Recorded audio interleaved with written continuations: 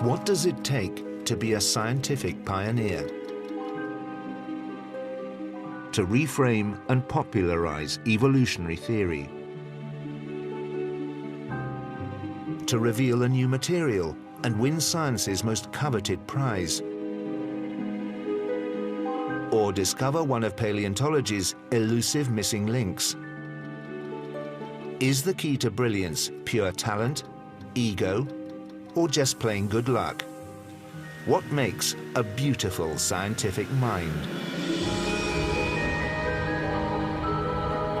Professor Richard Dawkins is amongst Britain's most outspoken and prolific scientific thinkers. I don't think he's quite in the Oxford English Dictionary yet, but it's almost at that level.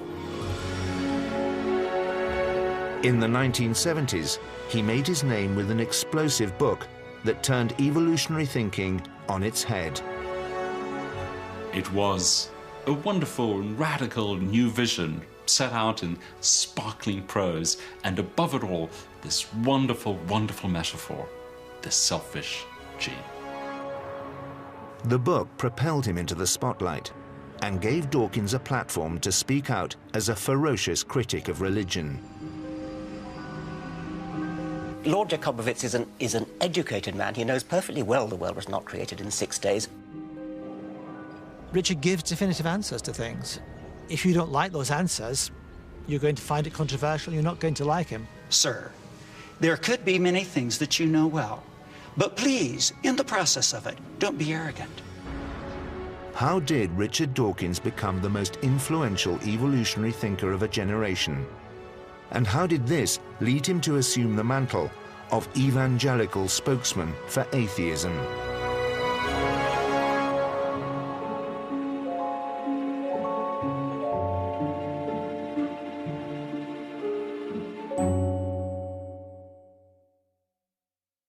Ladies and gentlemen, please welcome Professor Richard Dawkins. Richard Dawkins' public career spans 4 decades. Since the publication of his global bestseller, The Selfish Gene, he has penned a further 10 books, written hundreds of articles, and become a well-known TV personality. Would you please welcome Professor Richard Dawkins? Please welcome Professor Richard Dawkins. His message about science is simple. I try to emphasize that science is magical in the best sense of being spellbinding, spine-crawling, exciting, magical in that sense. His thinking is defined by logic and by an insistence on scientific evidence. To say, I don't understand X, therefore it must be magic, or therefore it must be supernatural, it must be a miracle, that's cowardly and defeatist, lazy. And I try to rather strongly make the case against that. You have to be open and constantly questioning and using the methods of science to try to find out what's really true.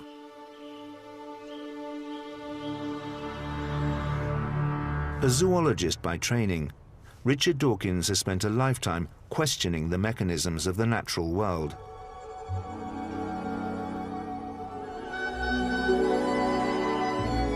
As a child of keen naturalists, biology was practically in his DNA.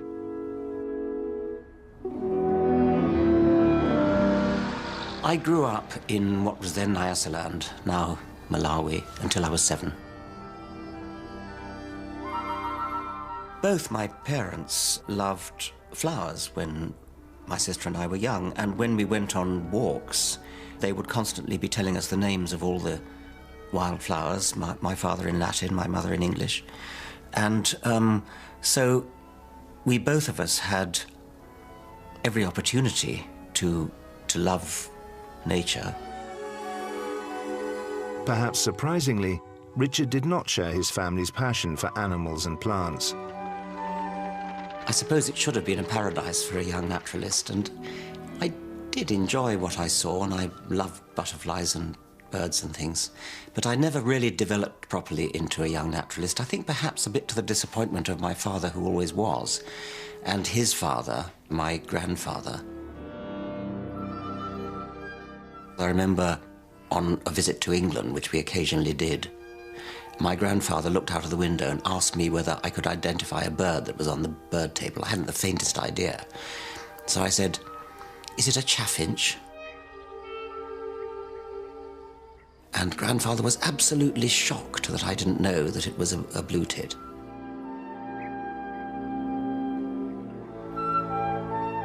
Instead, Richard showed signs of being a different kind of thinker, one who was more interested in ideas than in outdoor life. I loved reading, and I used to read in a rather sort of clandestine way, both at school and at home. At school, I used to sort of disappear when I was supposed to be using my hands in the workshops and things like that and read. And at home, I used to sort of sneak up to my bedroom and read when I was really supposed to be out in the big outdoors.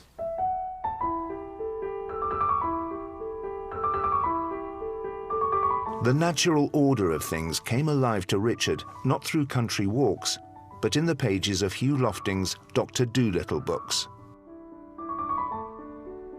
Dr. Dolittle is rather like Charles Darwin on the Beagle. All the plots of the Dr. Dolittle books concern animals and animal welfare, really, and I think that really did influence me in the direction of having a great sympathy for non-human animals.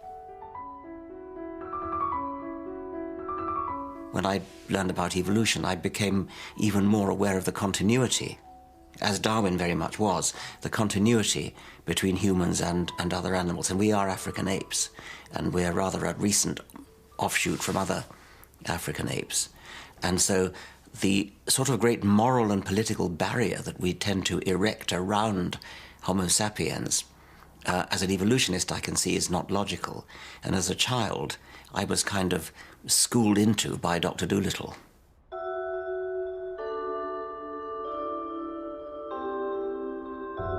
Though Darwin's theory of natural selection would come to form the bedrock of Richard's science, as a child, he did not immediately grasp it. I'm not sure that I really got it, actually. I think I sort of misunderstood it. I didn't really think it was up to the job of explaining all of life.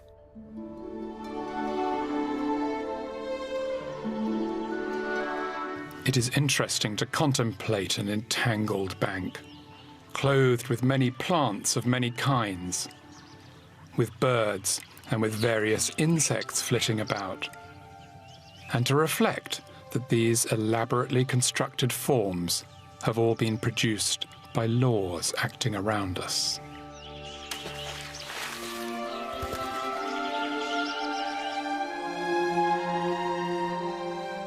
To Richard, natural selection appeared to be inadequate because Darwin's idea was so simple. Darwin's original argument was that species produce more offspring than can survive to adulthood.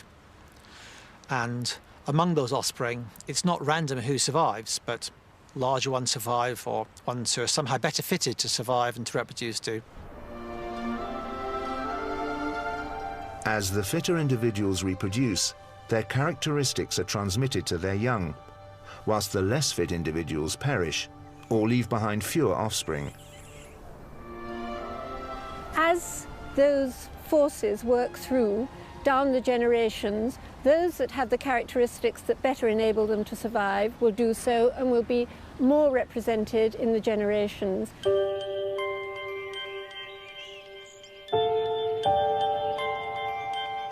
Natural selection takes place slowly, through tiny incremental changes, over vast spans of time. Richard would be in his teens before he really took this in.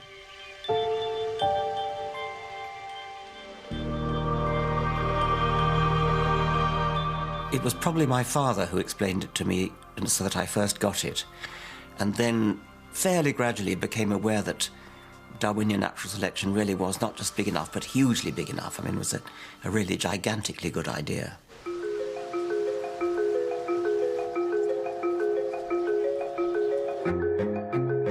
Aged 13, the bookish Richard went to Oundle School in Northamptonshire. Here he met Mr. Thomas, a teacher who would shape his approach to scientific thinking. He was an inspired teacher. He clearly was inspired by the living world, and he spoke with great passion and poetry, really, of what a marvelous subject biology is and how much it would encompass.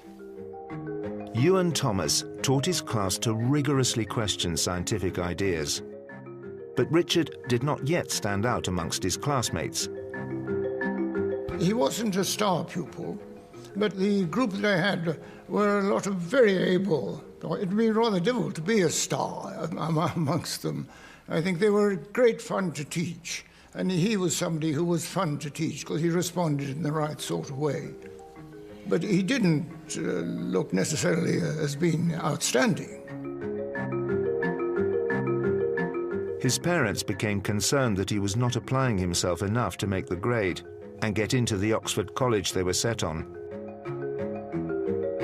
I think I'm right in saying that 11 members of the Dawkins family went to Balliol College, Oxford, and it was my grandfather's great hope and my father's great hope that I would as well.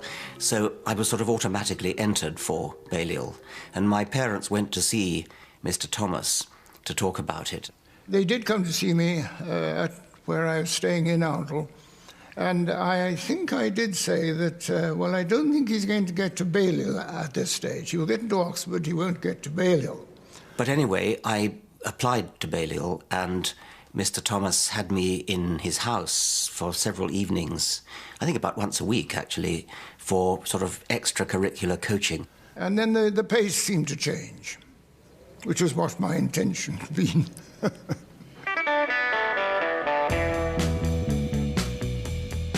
Spurred on by Mr. Thomas's hothousing, Richard rose to the challenge, and in 1959 he made it to Balliol College, where he would study zoology.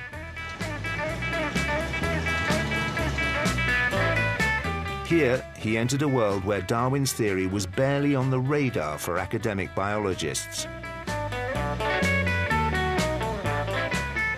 Darwin's theory has a curious history. People think of it as Darwin revealing it to the world in 1859, and then the Origin sailing forth and Darwinian theory being on top of science ever since. It wasn't at all like that. It actually went through a great decline. It's sometimes called the eclipse of Darwinian theory. And that started around the time that Darwin died in 1882 and went on until really past the middle of the 20th century. And during that time, it was deeply misunderstood, often ignored and reviled, but when it was used, it was not understood how the logic of it worked. As an undergraduate, Richard was less concerned with Darwin than with the meticulous detail of his weekly essays. He was developing a flair for writing and original thinking. The topics we were given for our weekly essay could well have been very specialized, narrow topics, and we were given the latest research literature on that topic, went into the library, one of the finest libraries in the world, and spent a whole week immersing oneself in this topic. And I did that to such an extent that I would kind of sleep, eat and dream the topic, whatever it was. I never, ever just sort of produced a textbook answer. It was always my own take on something, which I absolutely adored. My tutors, they said they loved my essays. I don't know whether they were just being nice. His talent for refining and communicating ideas caught the eye of one tutor in particular, world-renowned animal behaviorist Nico Tinbergen. When I do this, you know at once what I mean. The angry face, the clenched fist, convey a mood of aggression. It's a simple form of communication. Richard graduated in 1962, and Tinbergen was so impressed by his abilities that he agreed to take Richard on as a doctoral student. I I then became a member of his group on animal behavior, and that was a big turning point in my life. I mean, before I had tutorials with Tinbergen, I'd been going to do something biochemical, which I know would not have suited me. And so I'm very, very glad that happened. The doctoral subject Tinbergen set for Richard was the study of innate behavior in young animals, such as chicks. Richard immersed himself in the work. At that time, the Animal Behaviour Group lived in and worked in an old Victorian house in North Oxford. It was one of those very vertical houses with 2 rooms on each floor. And my memory of Richard was as one of the sort of senior, perhaps slightly austere figures in the group, but absolutely remarkable for his clarity of thought and clarity of expression. And that was one of the things that struck me right from the very beginning.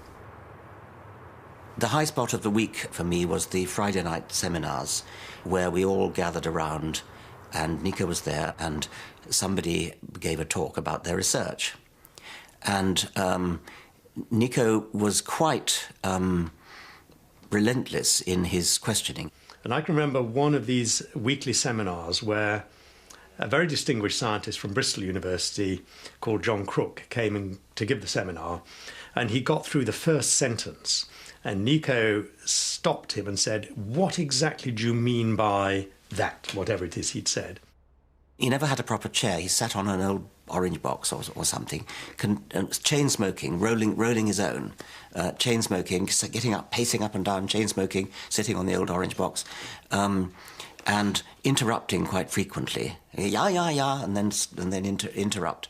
That insistence on absolute clarity of thought must have had an influence on Richard's thinking, certainly had an influence on my thinking. And so in a sense, Richard was following in the Tinbergen tradition. I think I came away from that enormously enthused about science, about asking scientific questions, and feeling that science really was for me.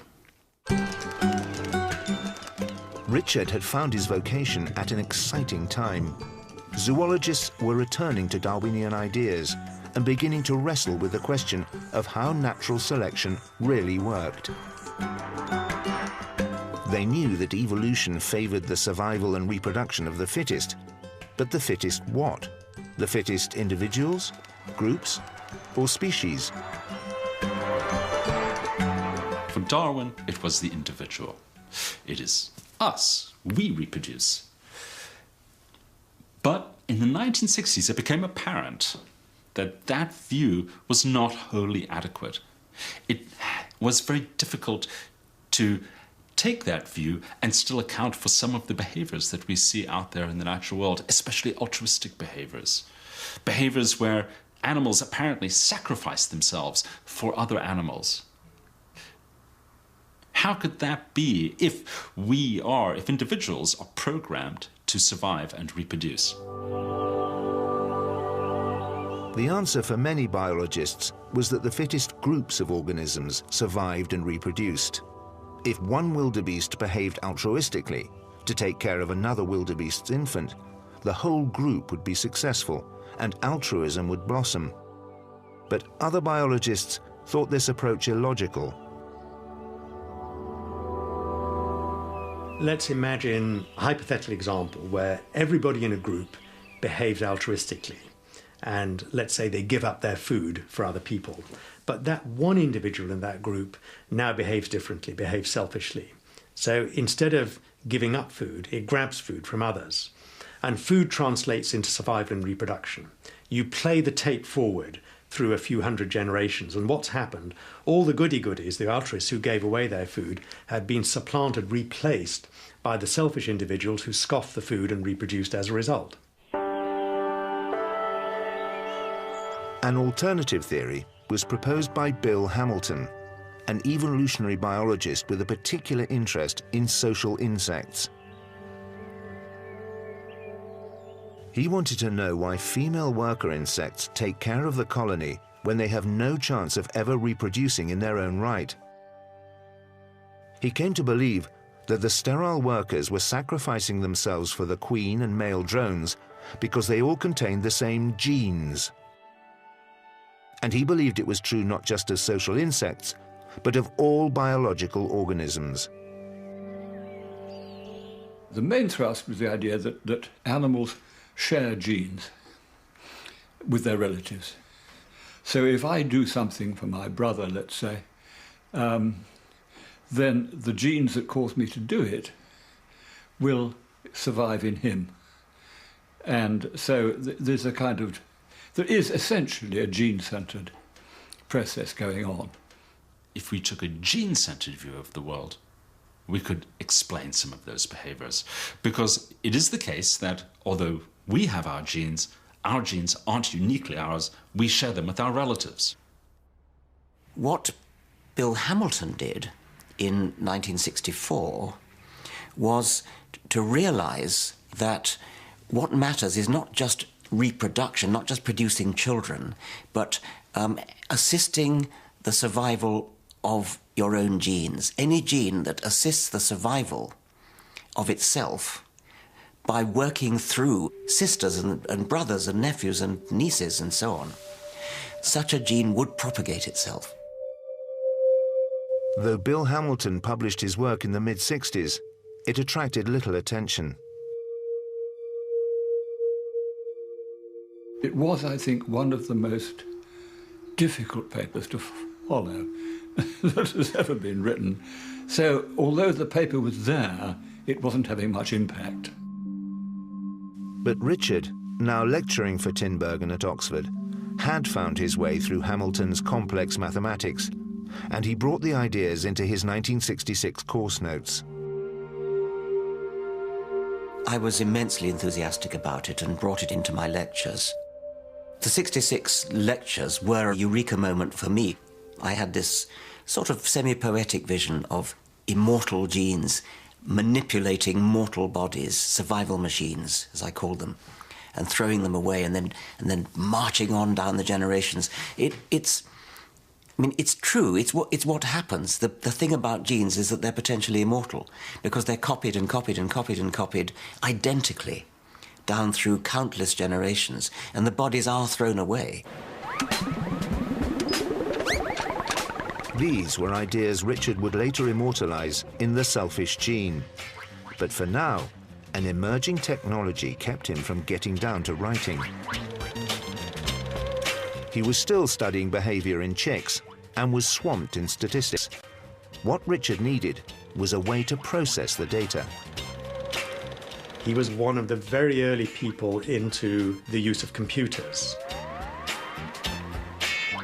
In those days, there was just one computer in Oxford, and you had to submit your job on punched paper tape, and then you came back the next day or maybe 2 days later and got the results, and you found a stupid mistake which you corrected, put back the paper tape and came back with another stupid mistake and so on.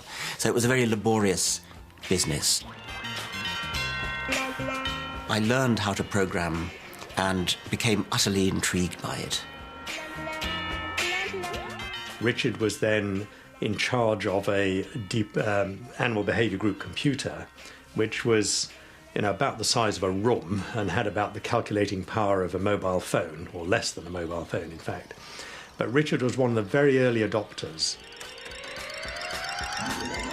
I remember once I dreamed that I was a computer just chugging my way through, repeating and repeating and repeating and repeating, a sort of horrible nightmare of a night. And I got up very early at dawn.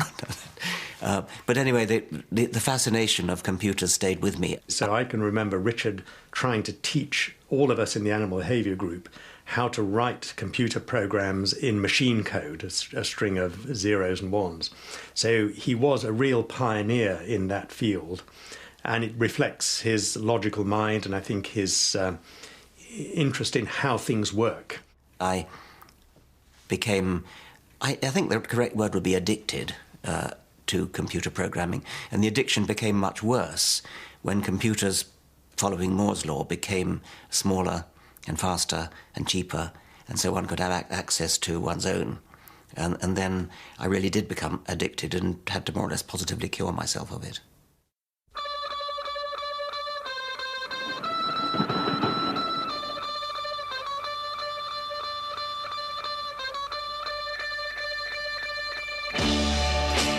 Richard was not only distracted by computers. In the late 60s, he took a lecturing post at the University of California in Berkeley.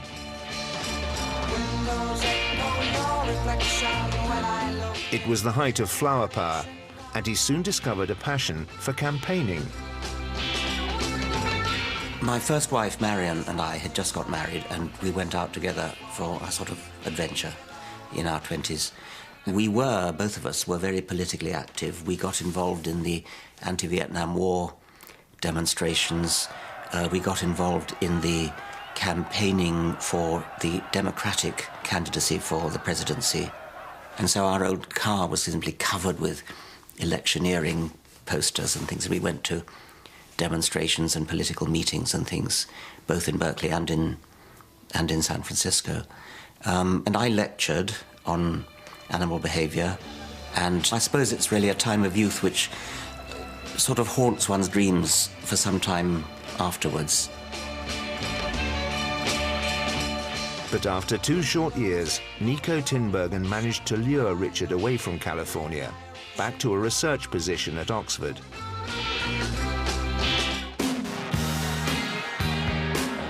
The England he returned to could not have been more different from sunny California. There had been fierce struggle between the police and pickets as the strikers tried to stop lorries entering and leaving.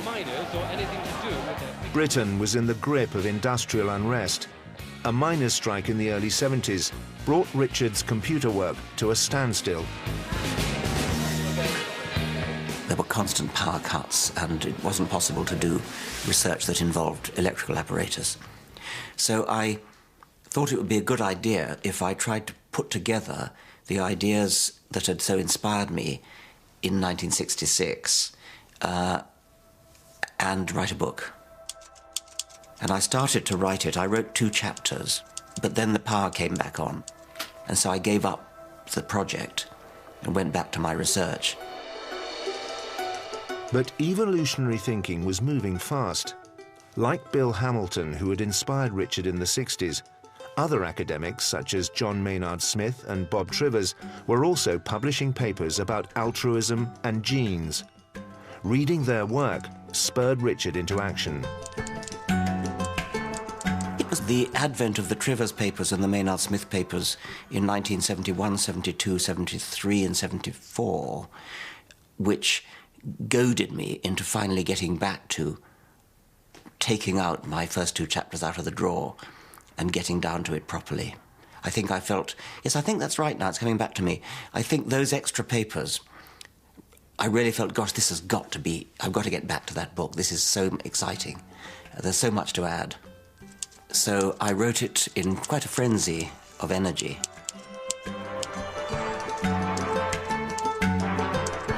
The manuscript was finished in 1975.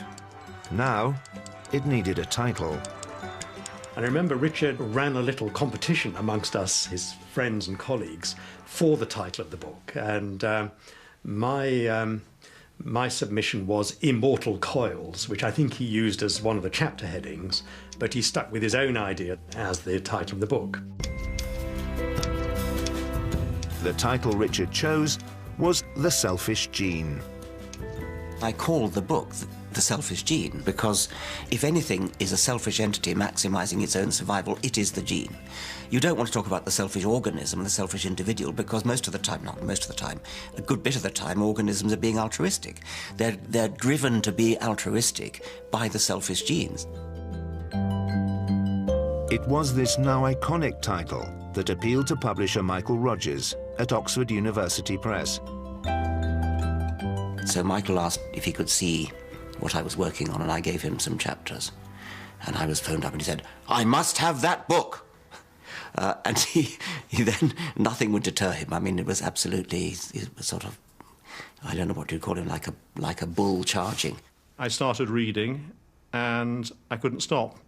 It was so good and it was so brilliant, and I was completely, absolutely gripped, and I thought it was so wonderful.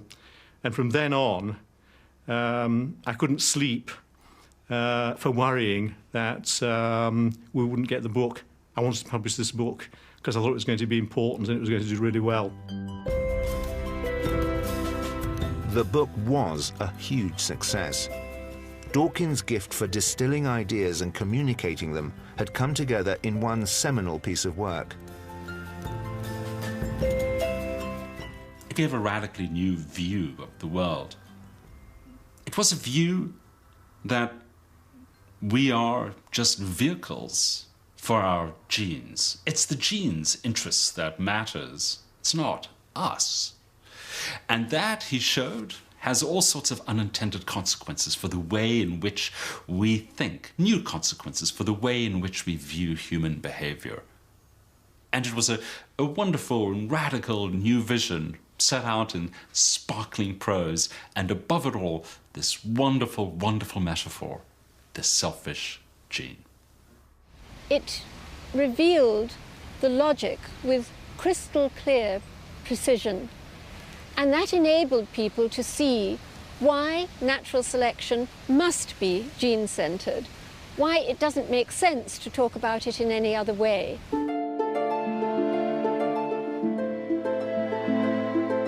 Richard was, in a way, taking ideas that existed, but making us look at them in a different way, viewing them through a different window, through the window of the selfish gene.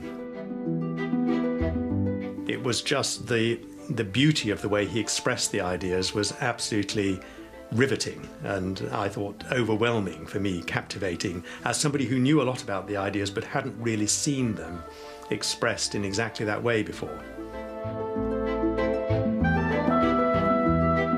It's stunningly right, it's stunningly clear, it is the most extraordinary book.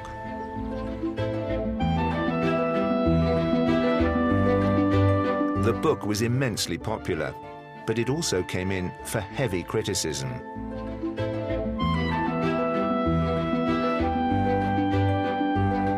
Some biologists argued that the selfish gene was wrong because genes do not code for any specific characteristics of an organism.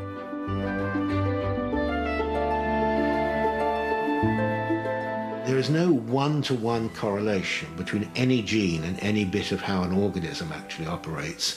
Many genes are involved in the expression of any feature in the organism, and each gene is involved in many, many different aspects of how an organism is. And once you don't have that one-to-one correlation, it cannot be that the gene is the unit of selection in this sort of way. I have never, ever suggested a sort of atomistic relationship between genes and the actual form of the body and the behavior of the body and what it does. Complete nonsense, and I never said it, and I certainly don't think it and never did think it. My emphasis on genes is strictly an evolutionary emphasis, that the gene is the level in the hierarchy of life at which natural selection acts. It is the gene which survives or doesn't survive. That's my emphasis on the gene.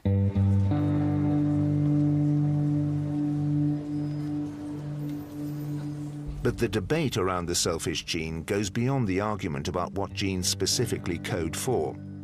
Richard Dawkins' critics claim that his ideas reduce human beings to mindless agents controlled by our genes. You can't say, as Dawkins did in The Selfish Gene, that organisms are simply lumbering robots, passive vehicles, whose only function is to help a gene transmit itself into the next generation. This gene-centered, gene metaphor way of describing the world is what I would call genetic determinism, what many people call genetic determinism. Genetic determinism is the notion that if there is, in quotes, a gene for altruism or another gene for another kind of behavior, somehow that means that the genes determine everything in our bodies and the way we are, and we have no liberty to change things, no free will. It's the idea that our genes rule the show. If we have a natural disposition to be nasty, then we'll be nasty whatever, and there's nothing that we can do about it. This is a deep, deep misunderstanding. There is absolutely nothing fixed about our behavior. Look around us, we can see that it's not fixed. We can see that we respond in different ways.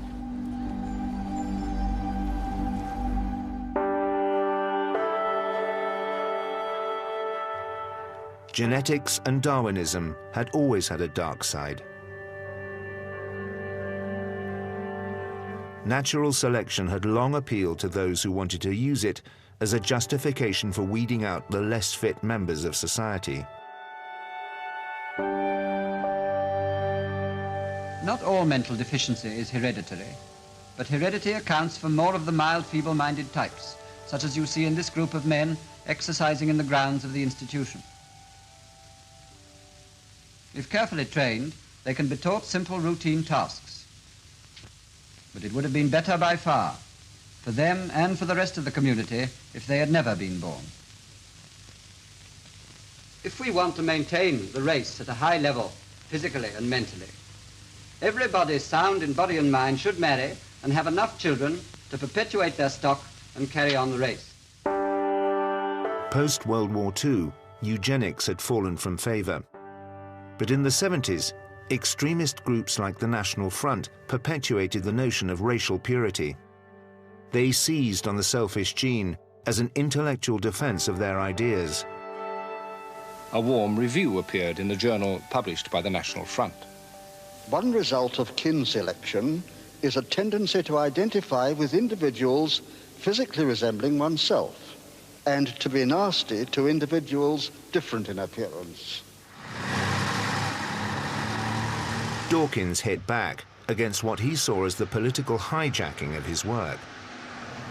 Some people completely misunderstood what's implied by a book I wrote called The Selfish Gene. On the right, we had various writers from the National Front and French equivalents who saw the idea of the selfish gene as chiming in very much with their own rather nasty political philosophy. On the left, on the other hand, I remember being blamed in a magazine article by one influential left-wing writer, almost personally blamed for the election of Mrs. Thatcher in the last general election.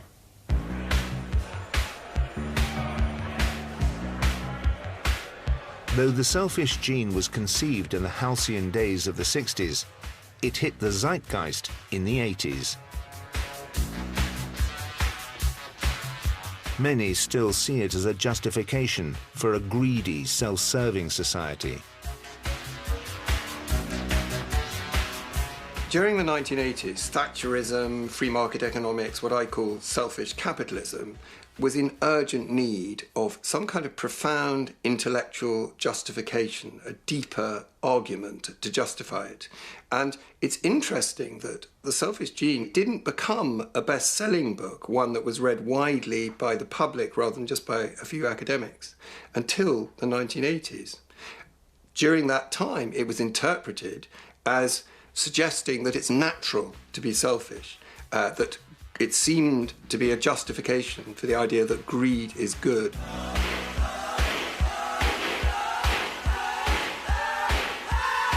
When Margaret Thatcher famously said there's no such thing as society, they're only individuals and families, she was, if you like, endorsing the claim of the gene myth, that what matters is not the social organisation in which we're embedded, what matters is actually only the individuals, their genes and their genetic relationships. People have used it and taken it as a philosophical justification for extreme right-wing politics. What is your answer to that? To the extent that natural selection is politically unpleasant, which it actually rather is. I mean, if you were to live your life as though you were constantly aiming for Darwinian success, then the political world which that would result in would be a very unpleasant world, with the strong oppressing the downtrodden.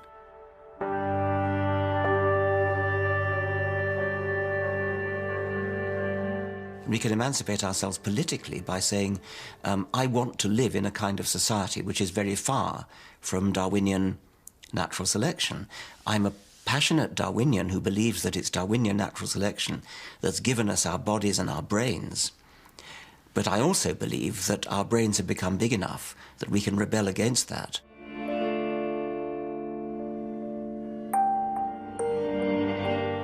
Although the book argues this case, Dawkins has never entirely rid himself of the accusation that his book was a defense of selfishness.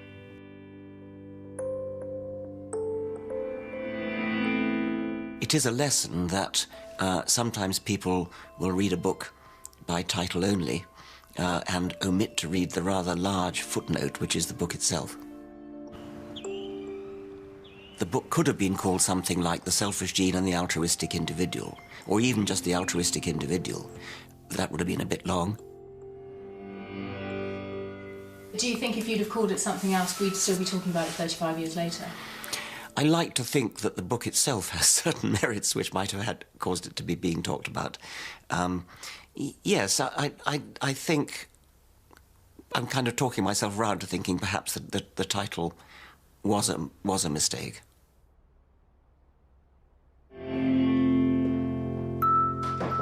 But for Richard Dawkins, the disputes around the selfish gene are also a lesson in the importance of scientific freedom. You cannot govern science by saying if it's suggesting something to you that's politically or morally or emotionally unpleasant, therefore it mustn't be allowed to be true. The great John Maynard Smith once satirized a left-wing scientist who was objecting to some scientific principle on grounds that it was unpleasant, more or less just that, politically unpleasant. And John Maynard Smith said, "What should we have done? Falsify the equations? Of course you can't do that. Of course you can't subvert your science by just twisting it to be politically acceptable. You have to report the science the way it is. But then you can say, and let's not run our politics like that." Richard Dawkins followed up the success and controversy of The Selfish Gene with The Extended Phenotype, an academic book, which explained gene-centered natural selection in more detail. But it was his next book, The Blind Watchmaker, which would set the stage for his role as a defender of science against the claims of creationists. The Blind Watchmaker was a book about the argument from design and what's wrong with it. And it seemed to me a very natural place to go. The Selfish Gene had already dealt with the topics of the Selfish Gene. There was nothing more I wanted to say about that. And so the next obvious thing was the widespread skepticism about evolution. Creationists believe that the complexity of nature can only be explained by the work of a creator. The concept is called intelligent design, and in the 80s, the creationist movement was gathering support. For over 100 years, science has told us that human beings are a chance product of a mindless process, evolution. But as the human future gets bleaker, so more and more people are turning from the cold analysis of science to the apparent certainties of religion. I'm no kin to the monkey, no, no, no. The monkey's no kin to me. I don't know much about his ancestors, but mine didn't swing from a tree. It seems so unbelievable, and yet they're saying it's true. A new battle for the literal truth of Genesis is being fought out on the campuses of American high schools. It's an attack on what's being taught in science classes. Kelly Seagraves is a fundamentalist Christian with 3 children at school. Earlier this year, he took his battle with the school authorities into the law courts.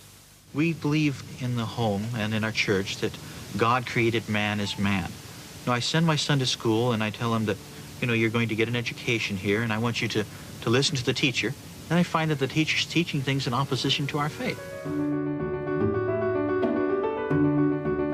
In the book and the TV version of The Blind Watchmaker, Richard Dawkins led the charge against what he sees as the false scientific claims of creationism, like the idea that men and dinosaurs walked the earth together. These two have been interpreted as a man's 2 feet standing together. This one is a very large foot with the big toe there and the other toes going around here and here. Although why Cretaceous man should have stood with his legs like that requires a little bit of explaining. These are the kinds of slight, unimpressive resemblances that can be produced by chance alone, by the random forces of physics alone. But there are things in the world, living organisms, you and me, that are so complicated they are vastly too improbable to have been brought about by chance alone. Dawkins became a tireless promoter of evolution, arguing the case that only natural selection could produce such complexity. This is a flatfish, a halibut. Its ancestors once swam normally in the water like a normal fish does, like that. But the ancestors of the halibut settled down on the bottom of the sea, one side down. But when it did that, the ancestor found that one of its eyes was looking straight into the sand. Only the other one was looking up. And so gradually in evolution, the other eye, the one that was looking into the sand, migrated round the side of the head and came up to the top. Now, anybody who was going to design a flatfish wouldn't do it that way. For Dawkins, this kind of adaptation is key evidence for evolution. And an insistence upon evidence defines his thinking. In a 2003 book of essays, Dawkins even published a letter he had written to his daughter Juliet, stressing the value of critical thinking. Next time somebody tells you something that sounds important, think to yourself, is this the kind of thing that people probably know because of evidence? Or is it the kind of thing that people only believe because of tradition, authority, or revelation? And next time somebody tells you that something is true, why not say to them, what kind of evidence is there for that? And if they can't give you a good answer, I hope you'll think very carefully before you believe a word they say. I was trying to tell her how to think about certain things, not what to think, but how to think. And I was trying to encourage her always to demand evidence. So we know something only when there's evidence for it. And I was particularly trying to warn her, trying to guard her against various wrong ways of thinking that you know something, such as tradition. You should never say, our people have always believed X, so you should believe X. Authority. You should never say, Professor so-and-so believes X, therefore you should believe X. Or your priest believes X, so you should believe X. Or revelation. I have this inner conviction that X is true, therefore you should believe X. No, the only reason you should believe X is that there's evidence for X. It is ultimately this passionate belief in the importance of evidence which has fueled Richard Dawkins' most controversial role as an outspoken advocate of atheism. In 2006, he published The God Delusion, a polemic against religion. It became his fastest-selling book and pitted him head-to-head with the religious establishment. Richard's really had two careers. His career as a very successful writer on evolutionary biology. I mean, the most influential figure of his generation, I would say, in broader public terms, and one of the most influential in the scientific community. But then he's had this other career as a promulgator of a proselytizer for atheism, which I think stems very much from the same kind of logical clarity of thought that he's used in his biological work to say, well, what actually does it boil down to? What is religious belief trying to explain?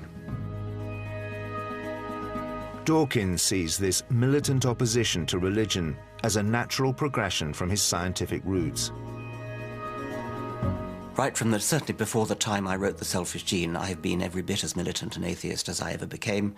And the perception of The God Delusion as a militant book is really because it is a book that's all about religion. And my other books only touched on religion peripherally, but if you look at The Selfish Gene, you'll find phrases which are just as militant as anything you'll find in The God Delusion. It's just that that wasn't a book about religion, whereas The God Delusion is. Richard Dawkins has campaigned tirelessly to promote science over religion. Religion is part of a complex of supernatural beliefs that are founded on lack of evidence, and astrology, homeopathy, all sorts of things like that. And it could be said that some of these are harmless. I don't think it's harmless. There is something insidious about training children to believe things for which there's no evidence. And so an uncritical, kind of too open-minded, so open-minded your brains fall out attitude is a great pity, because it means you miss such a lot. And merely to say that religion is harmless isn't good enough. And he has taken every opportunity to publicly attack religion in the strongest terms. The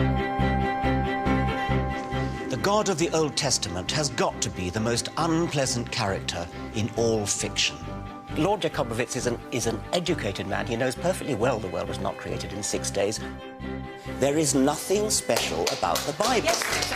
Richard gives definitive answers to things, and if you don't like those answers, you're going to find it controversial, you're not going to like him. I'm rather less interested in what people think than in what's true. The human brain is extremely good at making things up. The age of the Earth, 5,000 years, I mean, that is, I'm sorry, Rabbi, that is ridiculous. People find him argumentative because he doesn't suffer fools gladly, and he is rapier-like in his ability to pick up a hole in your argument. And some people find that uncomfortable. I'm looking for God. Well, which God? I mean, why not Jupiter? Why not Zeus? Why not Thor? You're a Taurian, you have great gravitas, you find change anathema. You're Venus ruled, that's why you've got those rather lovely kissy lips. Honour your time. Richard Dawkins, where would you put astrology on the scale of belief? Somewhere among fairies. What if you're wrong? Well, what if I'm wrong? I mean, anybody could be wrong. We could all be wrong about the flying spaghetti monster and the pink unicorn and the flying teapot. What if you're wrong about the great juju at the bottom of the sea? Nobody not brought up in the faith could reach any verdict other than barking mad. Sir, there could be many things that you know well. There are other things that you don't know well. But please, in the process of it, don't be arrogant.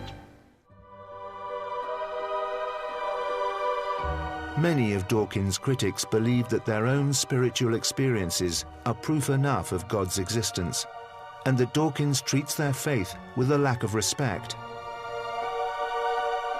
I think they should grow thicker skins. I mean, we all have to bear satire on whatever it is, our political views, and if politicians sort of started blubbing every time somebody drew a satirical cartoon of them or something, they'd never get anywhere in politics. There's no reason why religion should be regarded as particularly vulnerable to satire and should be handled with kid gloves any more than politics.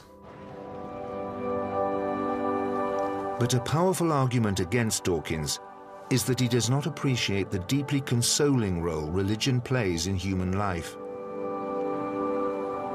Science and religion are performing very, very different roles. They're setting themselves very different questions, and they have very, very different ways of answering them. What religion does is generate narrative structures. We're storytelling animals. That's what human beings are. They need stories. And the thing about religions is that they all have lots of stories, and I think those stories are about helping human beings to find meaning and value and purpose, and to come to terms with the seemingly arbitrary nature of human experience.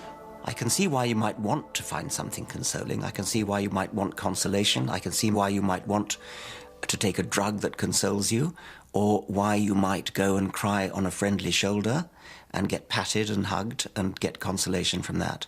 But to believe that something is the case, when you have no more reason to think it's the case than that it is consoling, I mean, that is just fatuous.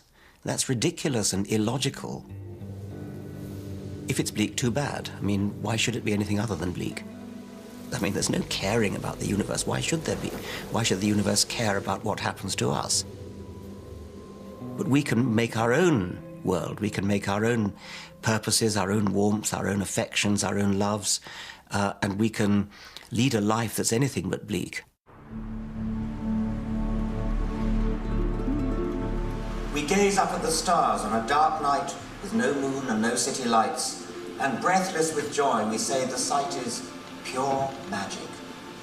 In this sense, magical simply means deeply moving, exhilarating, something that gives us goosebumps, something that makes us feel more fully alive. Richard Dawkins' evangelical stance has made him one of the most recognizable faces in science.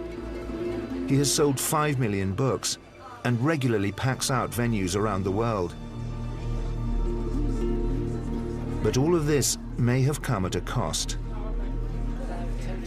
Richard has become almost a household phrase. You see it in leaders in the broadsheet newspapers. They refer to Dawkins or Dawkinsization or something like that. So it's almost become, I don't think he's quite in the Oxford English Dictionary yet, but it's almost at that level. Yet Richard himself is actually quite a shy and retiring person in many ways. I suspect he probably finds it quite stressful to be continually on public platforms as he is. And whilst many revere him, he has also faced very personal criticism. His email inbox has at times been flooded with hate mail. People regard any attack on their religion almost as though I'm saying they've got an ugly face or something. It's a personal attack on them. And I think that they feel cornered. And so they lash out with personal attacks, what amount to personal dislike.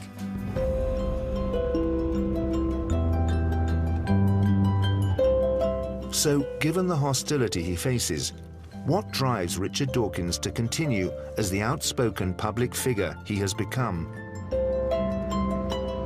Richard keeps on going. I mean, his messages about evolution, his messages about religion are very well articulated and have been presented many times, but Richard keeps on going.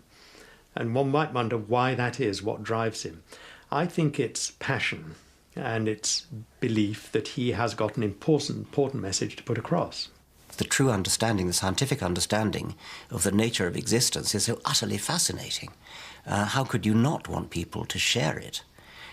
Carl Sagan, I think, said, when you're in love, you want to tell the world. And who, on understanding a scientific view of reality, would not, as it were, fall in love and want to tell the world? And at the age of 70, he shows no sign of giving up on his desire to understand the wonders of the universe and communicate them to others. Different people have different ways of responding to the thought that they're very lucky to be alive. For me, it seems to suggest a great responsibility to make the most of it. I mean, extremely lucky to be here. The odds against your being here are far greater than the odds against your winning the lottery. So be thankful and spend your time, your brief time, under the sun, looking around and rejoicing and wondering and being fascinated and trying to understand everything about the universe in which you're so fortunate to be born. It's all too beautiful. It's all too beautiful. Our brand new series, The King and the Playwright, continues here on BBC4 on Monday at 9. And coming up next tonight, another gem from the back catalogues of Parky and his interviews with David Niven. That's where I've been. What did you do there? I got high. What did you feel?